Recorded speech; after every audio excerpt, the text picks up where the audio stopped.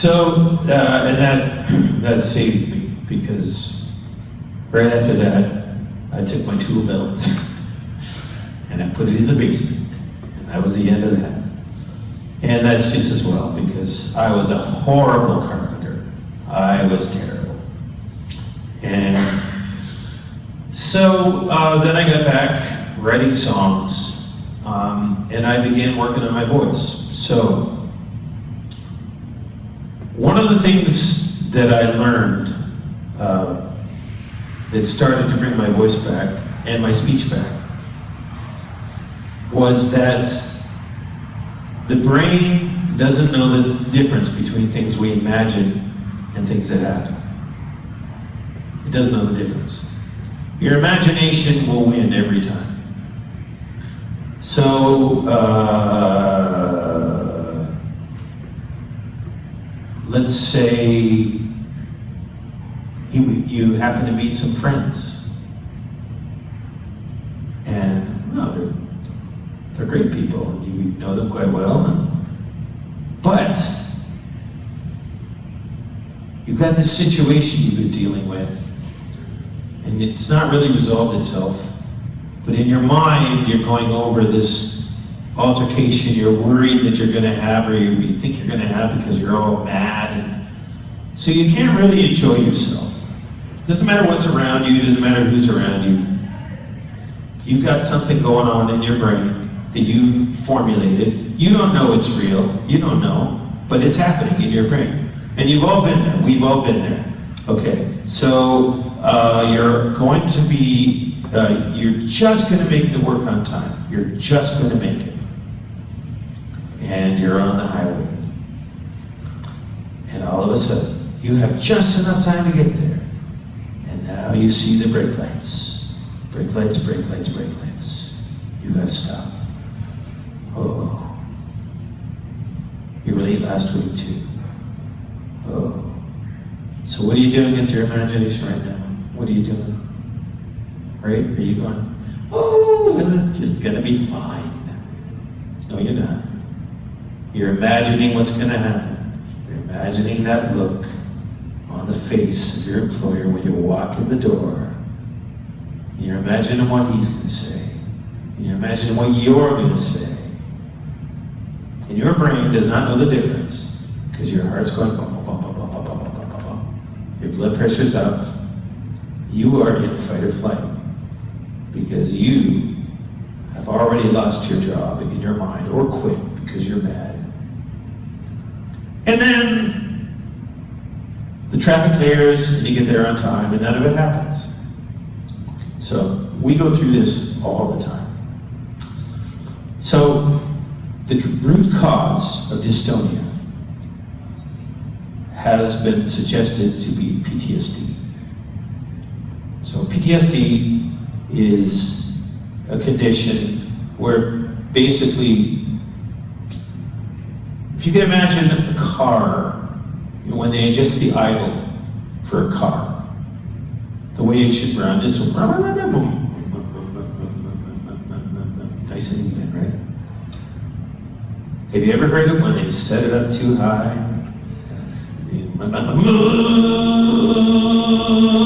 Right? That's PTSD. So while everybody else is going with whatever is going on, you're going because you're always expecting the thing to happen. And often what you're expecting is the thing that happened that made you have PTSD. So you have a heightened awareness of what's going on around you and people around you. And you have a heightened expectation of awful things to happen. And so what happens? You keep creating awful things. So one thing that I have that I call my superpower is if I'm sitting at a table and something falls off the table, I got it. See, if I was over there, I could have got that for you. I just wasn't close enough. I knew that was going to happen, sorry. I should have warned you. But I got it. Why do I have it? Because I can imagine the worst thing that's going to happen before it does. So I got it. Doesn't matter. I'm able to pick out the thing that could happen and get it. Now, that's not necessarily a good thing. It's a good thing if you don't want stuff to break and then really get in trouble with your wife. It's not a great way to live your life. So I had to, great, so I know I'm kind of all over the place here, and I can't wait to kind of get to questions because I think that'll be a lot more efficient. So I worked on my voice, I worked on my speech. How did I do it? Okay. Since the brain doesn't know the difference between things you imagine and things that happen. What if you imagine the things to happen that you really want to happen? What if you make them as real as everything around you? What if you do that? So that's what I did. So when I was speaking, before I would say what I was going to say, I would imagine myself speaking, because I could remember what it felt like to speak normally. I just couldn't do it. So I would imagine it, make it so clear, make it so clear, and then I would speak. So I seemed to be a very thoughtful person at this time, but that is what I did. And gradually, a little at a time, I got my speech back. And I started doing the same thing with singing. So with singing, I ended up realizing that I spent all this time doing this thing that I loved, and I turned it into a job. And I forgot to love it. And that's what happened with singing, I think. And always being afraid that I wasn't going to be that special person that I got to be, right? And why did I work so hard to be that special person? Because I was trying to get away from my past. That's why. Because I didn't want to be who I felt like I was doomed to be. So that's why I worked so hard. And I know other people now who have that same problem. And every one of them has the same story.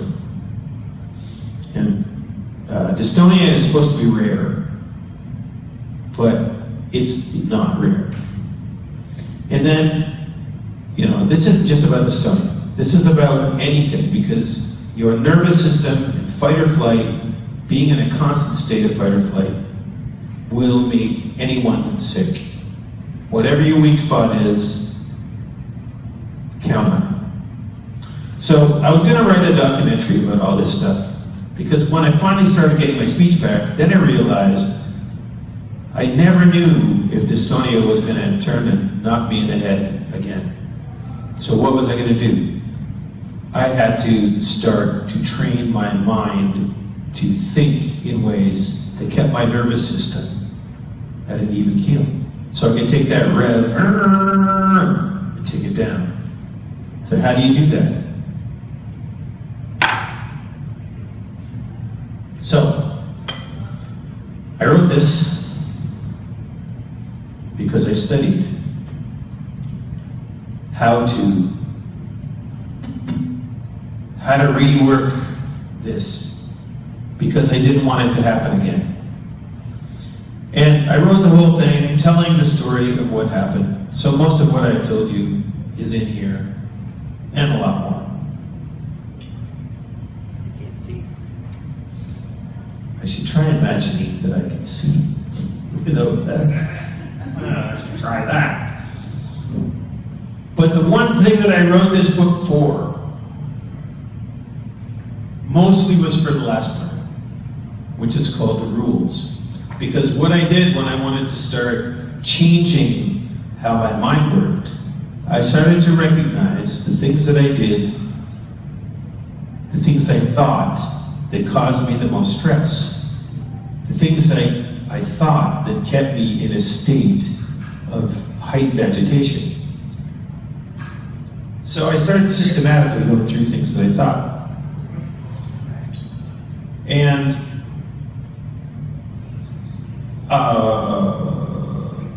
so I got to the rules. So I'll just go through some of these rules for you. And I'll just tell you, systematically going through this changed the way my brain works, change the way I think, change the way I feel. I'm not perfect, and I'm always working on new rules.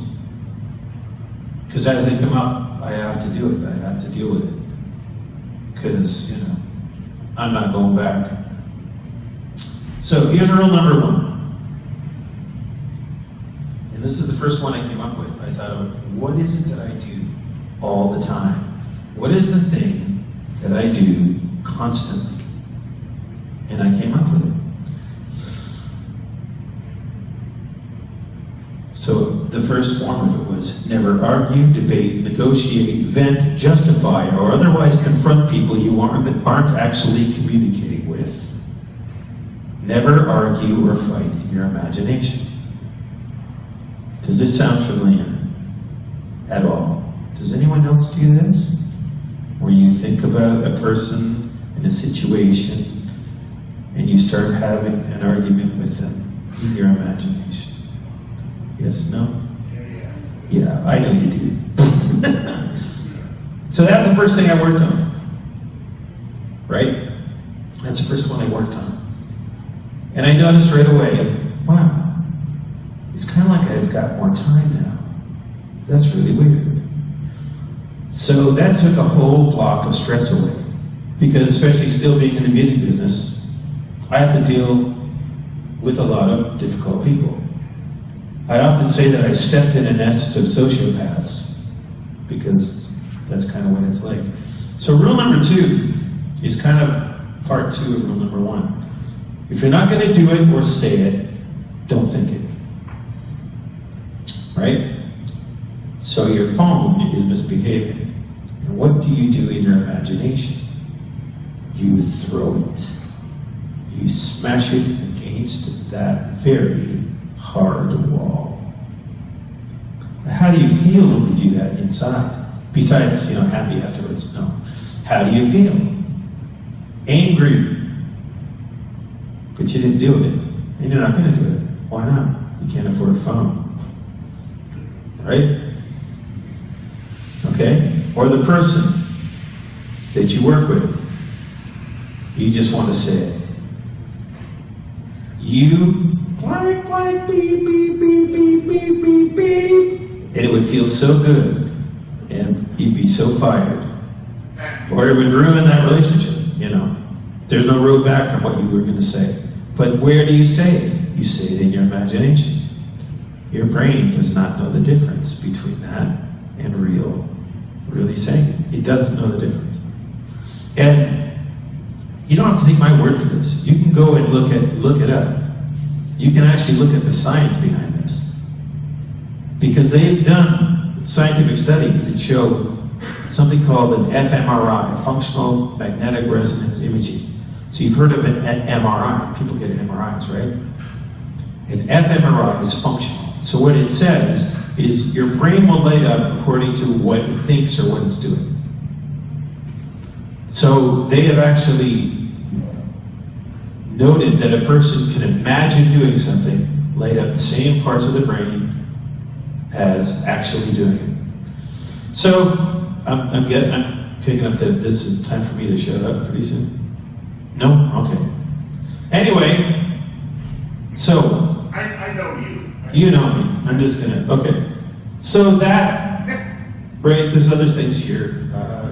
Rule number 3, write it out, which means you think that you have a lot of stuff to do. You think that you have a lot of stuff to take care of. And when do you choose to think about it and come up with the list of things that you must do? When you turn out the light and you're in bed. That's when you think about it. Oh, I gotta do this. Oh, I gotta do that. And then you're down the rabbit hole thinking about that. So what do? You write it out. You pick a time. Write out everything that you got to think about. Write about everything you got to do. Write it out.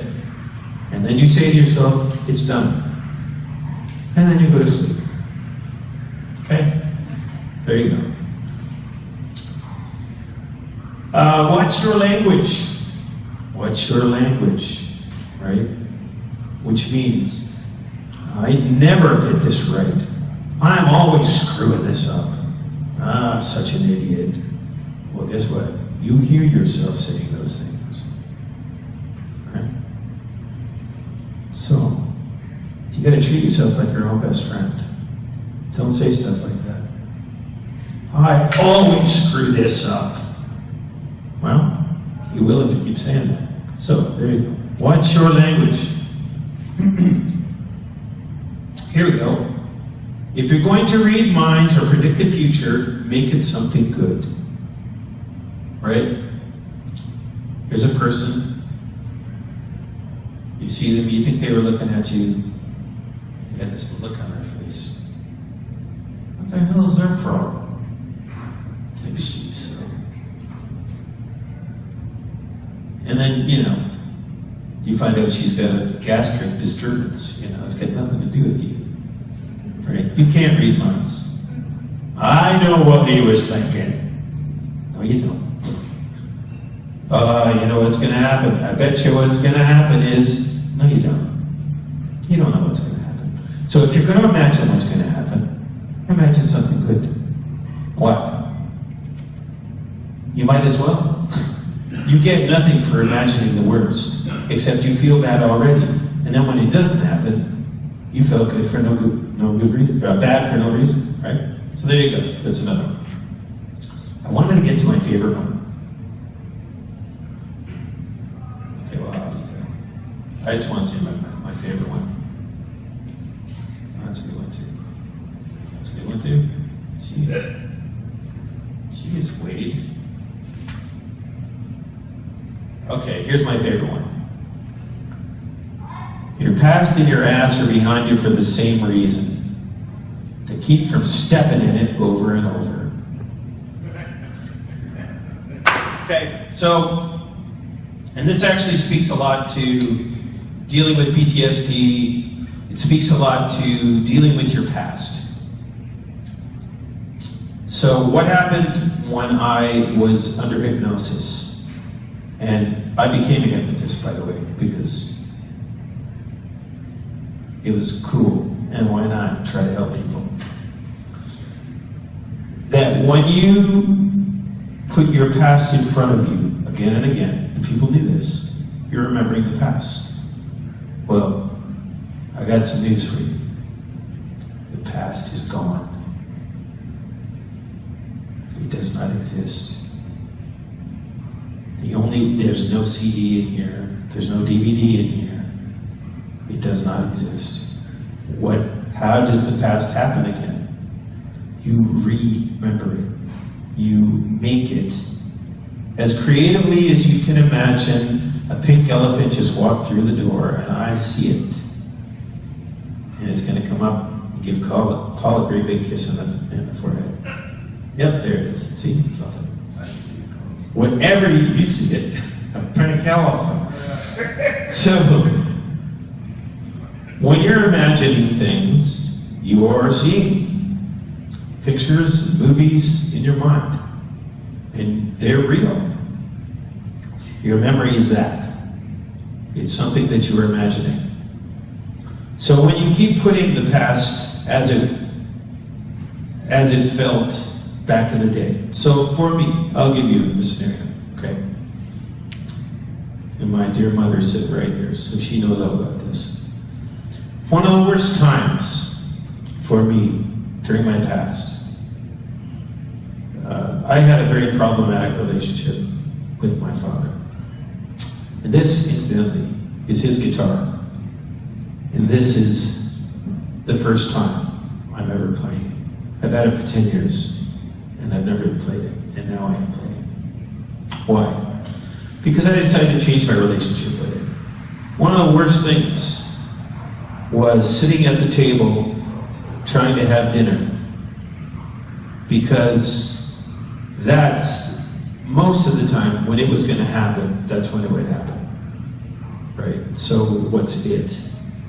Well, it contains violence. So now, what do I do with that? If I keep putting that in front of me, how do I feel? Well, first of all, I feel powerless. I feel afraid, I feel angry, I feel rage. So what if that little guy sitting at the table isn't little Tommy? What if it's me? It can be. I can decide what I imagine. And that's what a memory is. It's an imagination. You know, so the ones that are awesome, have at it. You know, that summer night that you don't tell anybody about, go ahead, make it as amazing as it was. Make yourself even more amazing. Right? But the things that were not amazing, the things that were horrible, you can change them. You can reframe them. What is the good of me imagining the worst and putting it in front of myself over and over? It doesn't do anything. It makes me feel more powerless. And sure, I get to be angry with the old man. Well, guess what? Nothing is as cancerous as resentment that you carry.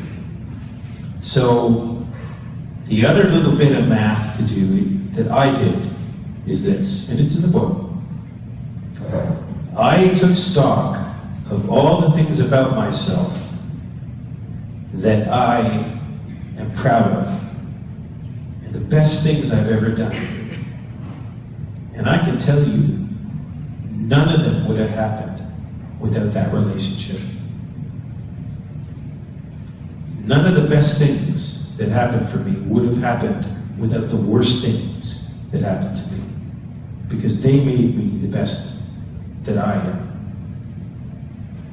And I know it's true for most people. Embracing the parts of yourself that you became in spite of the worst things that happened to you is powerful.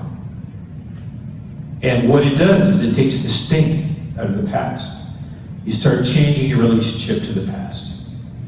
So, your past and your ass are behind you for the same reason. To keep from stepping in it over and over. And I was thinking my next book, that's what I might call it. Because then I get to put ass on the front of it. Mommy. Just think what the cover would look like. So, I guess that's pretty much it. I got one more song I'm going to do. And then if you guys have any questions, I don't know what the deal is here, but I'm just going to... And this song is about... I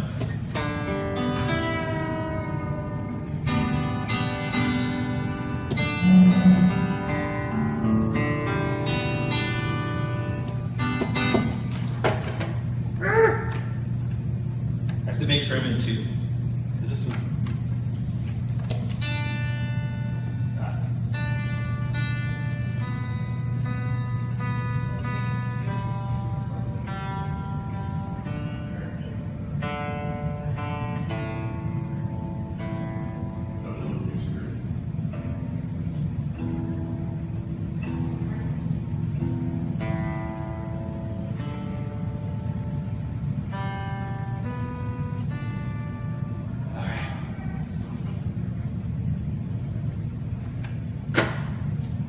So,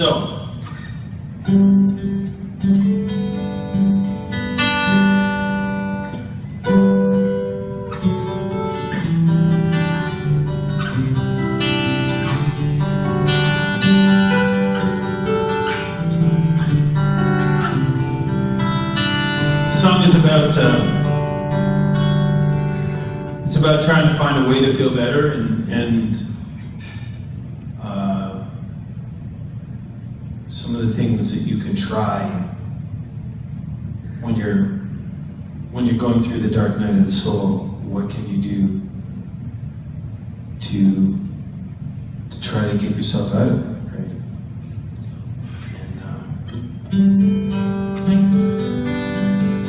And sometimes it's very simple.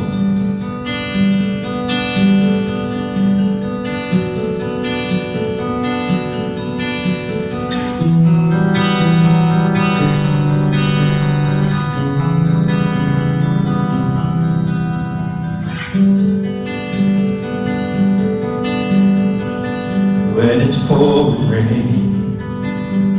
I look for the rainbow, and sometimes I can see the sunny side. And on my darkest night, I look for the moon glow. That sun is always somewhere in the sky. When I can't imagine ever feeling better, I write a letter to myself, say tomorrow's so much clearer. Wait until you get here. When I tried it all, when I hit the wall, I just call my best friend. We can take a walk when I need to talk. I know she understands exactly how I feel by the way she wags her tail. Yeah, when all else fails, I pet the dog. When I'm tired of my own voice, when wise words are only noise, we sit in silence and the world makes sense. For what good a clever line, or by heat and time, when I just need to hold somebody's hand. She can shake a paw, fetch a ball, we can go for a car ride, and look into those brown eyes, and I see a friend for life. When I've tried it all, when I hit the wall, I just call my best friend. We can take a walk when I need to talk. I know she understands exactly how I feel by the way she waits her tail. Yeah, when all else fails, pet the dog.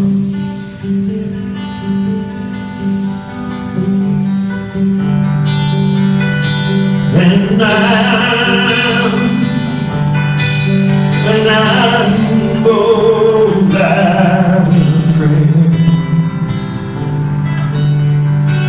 When I'm down upon my knees, she's right there.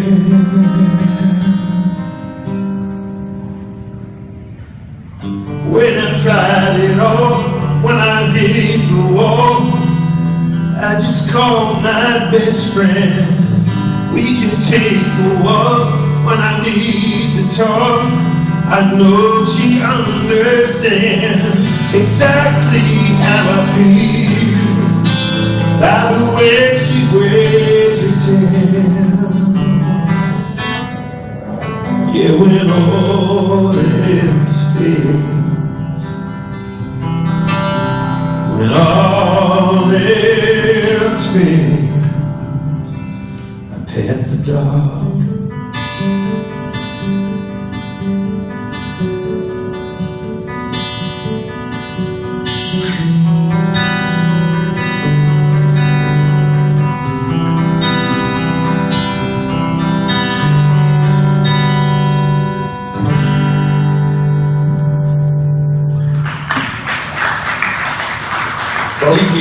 Folks, Mr. Thomas Wade.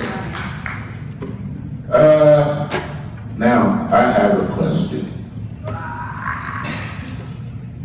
When are you going to give me the 50 bucks I owe you? Lay it on me. What's that? When are you going to give me the 50 bucks to borrow out? No, I'm just kidding. When you were going through the worst of your voice thing, Yeah.